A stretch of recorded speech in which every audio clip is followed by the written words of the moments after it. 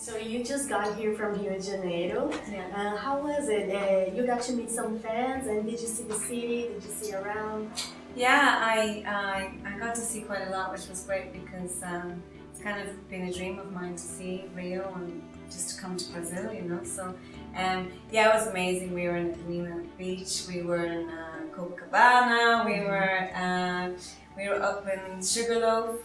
We did all the touristy things, which was really, really great. And I even did a helicopter yesterday. Really? Yeah, which was super. So I loved it. Oh, really? It was really cool. Yeah. And I heard that you got to visit Cartola's ONG, which is an organization for the children that teaches music. How is it? It was a great experience.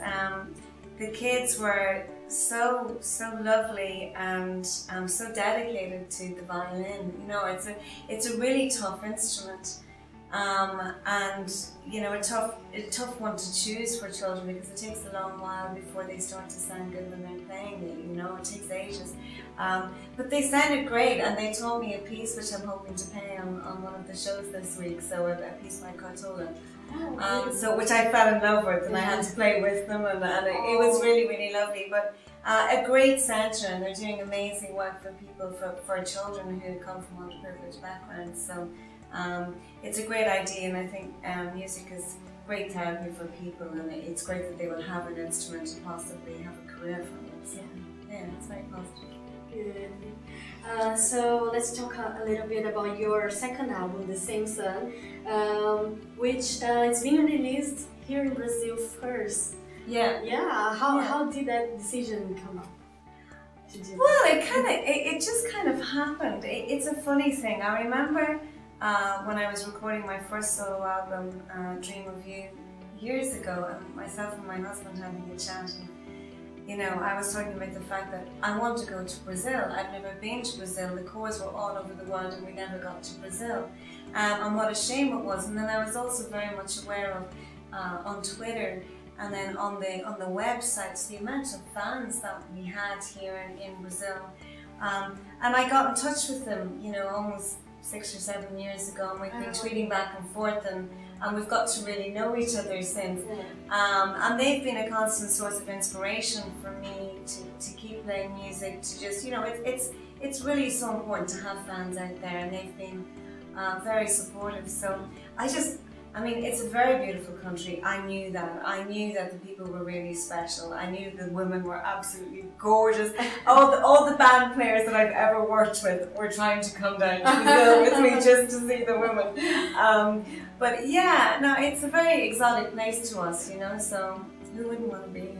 That's very good to know. So you're about to play your first show here in Brazil. Yeah. It's going to happen here in São Paulo. Yeah. And you're going to do 2 live shows, and one of them you will record a DVD, right? Yeah. Can you tell us about it? A little bit about it? Well, this is a very special show because it really launches, I think, a new path in my career. It launches the new record, which is a record that's really, really special to me. And I've spent the last 2 years writing and recording, and it means a hell of a lot to me.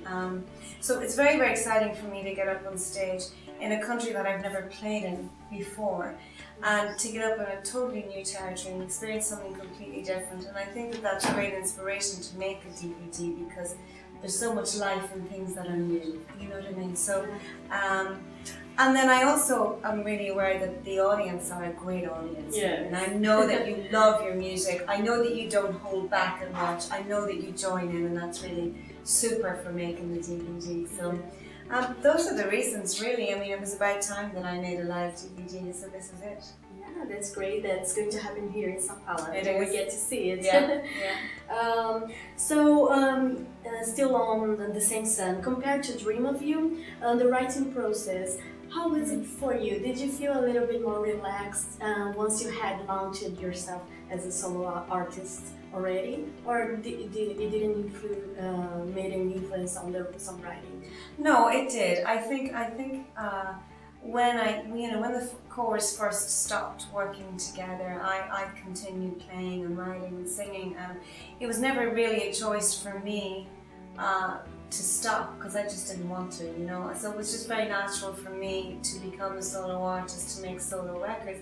But the transition was unusual, you know. For me, I was used to playing with 3 other people, and they were my family, and we all had responsibility for the gigs. And then all of a sudden I was on my own, which was something I wanted to do, was a journey I wanted to take.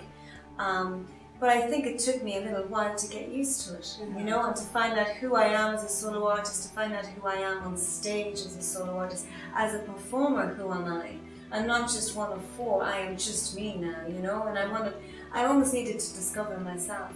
So I did that while making the first album, and I did that while touring the first album, and I felt by the time it got to the second album, I'm relaxed now, and I know who I am, and the songwriting process was a lot easier in a way because I'm kind of a lot more confident, I'm a lot more comfortable with myself, although I always wrote in the chorus, so songs like Radio and So Young or songs that I wrote, you know, but it's a different process writing for yourself. And this time I decided to be brave and write with other people, which is something I've never really done before, and it's a circumstance where you're quite vulnerable because they can see how good you are. You know what I mean? Like it's kind of, they know if you're good or you're bad or whatever. If you have something really inside of you that you're not quite secure to show it. Yeah, I mean, you know, the thing is that you have to, that's the first thing you have to do. Yeah. You have to be fearless, and whatever is most vulnerable is the first thing you want to get out there, because that's great songwriting. That's what touches other people. That's how we identify with each other, through the lyrics and the music, and because they're identified, we're identifying similar experiences. So you have to write about your most vulnerable moments, your most difficult moments, or your happiest moments. Yes. You know, you need to write it all and not be afraid. And I wrote with my producer on this album, which was great. He's an amazing guy, Mitchell Froome. I love working with him, and was really happy he decided to do the record. And that was great. And then I wrote with another guy called Don Mesco, an Irish singer-songwriter, really, really great writer. And then I wrote on my own as well. So yeah, it was a good experience. And it sounds great. I got the chance to hear the album. Thanks. And I got the feeling that some songs like Raindrops and Take a Minute, which is the single, right? Yeah. I got the feeling that it sounds a little bit vintage, kind of 60s sounds. Is that something that you, when you listen to the songs when you're at home, does that make an influence on the record? Yeah, it does. I mean, I suppose my first experiences musically are kind of showing up on this record, and you know, I would have been listening to my mum singing Karen Carpenter songs, and my mum had a voice like Karen Carpenter. In some ways she was almost better. She was a really great singer.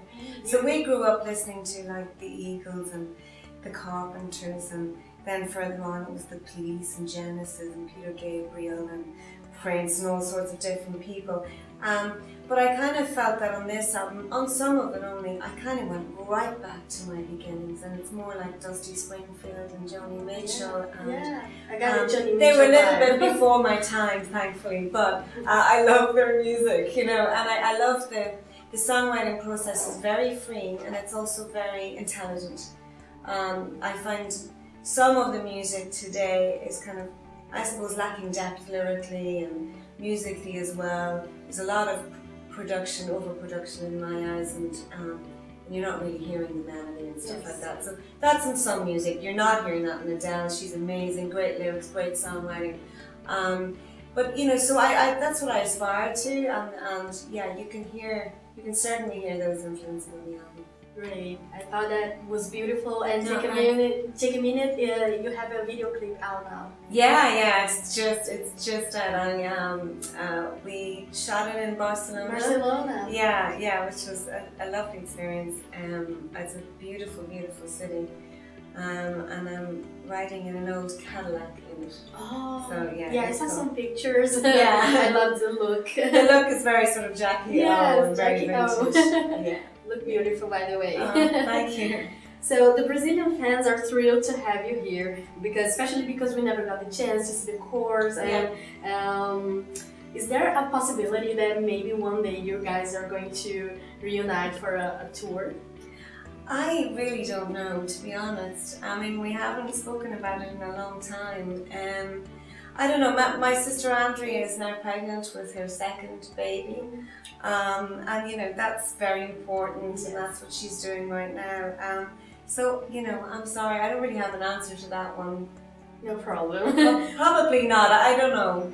We're waiting. You can have me though, I'll be here. We're thrilled to have you. So after the Corr split, you become a singer, a front woman. Yeah. And you spoke a little bit earlier about that on stage to find yourself musically. And another thing that you did, you joined the Voice of Ireland. Yeah. And how was that experience for you? I really, The Voice was an amazing experience. An incredible amount of work. It is, you know, you're responsible for all these young artists on your team, and to try and get them as far as you can in the competition to give them a big enough platform for their career. And it's kind of disappointing when they don't make it and they don't get voted in and that sort of thing. But it was great. My kind of motto for my solo career has been to be open to everything. Yeah. For me, is to try new things, because then I think I grow as a person, I grow as a songwriter. It's just so good for you to try new things and not to be afraid to do it. I'd rather try and make a mistake than not try at all, if you know what I mean. Yeah. So, and I love The Voice. The Voice is a very nurturing format.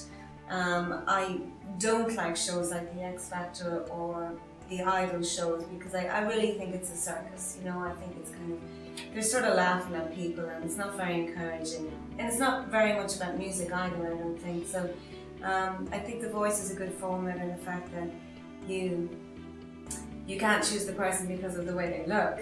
You know what I mean? You can't choose them because they're an amazing performer. You can only choose them because it's a blind audition and all you can hear is their voice. Yeah. And that's quite something to choose. It's amazing, because you immediately just go for the one that touches your heart. Yeah, and you have no idea. You feel something strong, and you turn around and you don't know what the person's going to be like, and it really doesn't matter. Because at the end of the day, if you look through kind of the history of music and the history of rock and roll, it's not always pretty faces up there. More often than not, it isn't. Yeah. You know what I mean? But it's great voices, and that's really what's important. And great music. Yeah. Yeah, that's very good to know. So Sharon, could you leave a message for our fans who are coming to see you on the two live shows you're going to play here in São Paulo? Okay. Well, I cannot wait to play this week in São Paulo, my 2 shows. I'm very, very excited, and I can't wait to see you all there, and come along and sing with me for the night. Thank you so much. Thank you very much.